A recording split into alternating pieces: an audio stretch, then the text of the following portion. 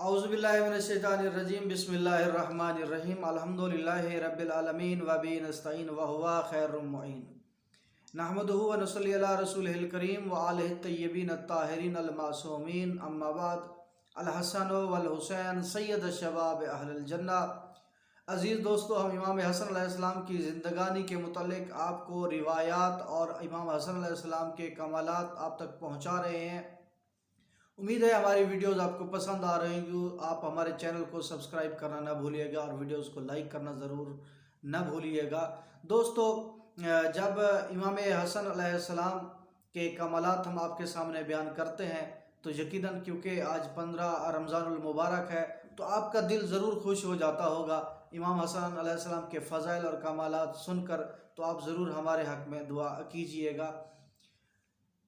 जब बादशाह रूम को मालूम हुआ अमीर शाम और हज़रत अली अलैहिस्सलाम के इख्तलाफात के बारे में और के दो खलीफे हैं जिन्होंने खिलाफत का जो है ऐलान किया है, एक अमीर शाम है और एक तरफ हज़रत अली अलैहिस्सलाम है।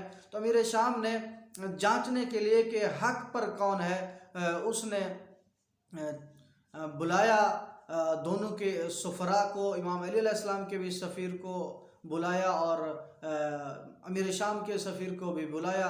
तो अमीर शाम ने यजीद को भेजा और हज़रत अली अलैहिस्सलाम ने इमाम हसन अलैहिस्सलाम को भेजा। और जब वहाँ पे पहुँचे तो बादशाह रूम ने चंद तस्वीर सामने रखी और उन तस्वीर को शनाख्त करने को कहा। तो इमाम यजीद उन तस्वीर को शनाख्त करने में से कासिर रहा। तो इमाम हसन अलैहिस्सलाम ने फरमाया कि जी मैं जानता हूँ ये तस्वीर कौन सी हैं। तो उस वक्त आपने फरमाया कि ये तस्वीर जो हैं ये हज़रत आदम, जनाब नूह, जनाब इब्राहीम और जनाब शुएब और जनाब इस्माईल अलैहिस्सलाम की तस्वीर हैं। और जब एक तस्वीर पर पहुँचे तो इमाम हसन अलैहिस्सलाम ने गिरिया करना शुरू किया। तो उसने पूछा ये तस्वीर किसकी है। तो उस वक्त इमाम हसन अलैहिस्सलाम ने फरमाया कि ये तस्वीर मेरे जद्द बुजुर्गवार हज़रत मोहम्मद मुस्तफ़ा सल्लल्लाहु अलैहि वसल्लम की है।